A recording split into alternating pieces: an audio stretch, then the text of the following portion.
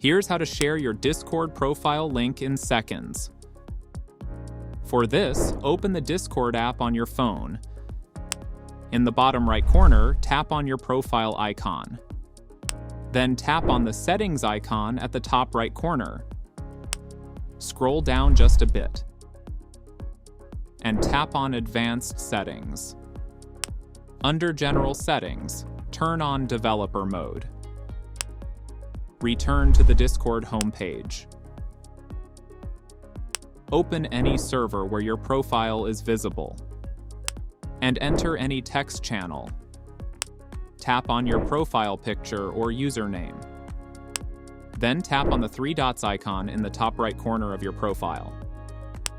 From the menu, select Copy User ID. Now, open the message text box and type this format: https://discordapp.com/users/. After that, paste the user ID you copied after /users/. You can copy the full link or send the message. To share the link, open an app like WhatsApp and send it to a contact. Anyone who clicks the link will be redirected to your Discord profile. And that's it.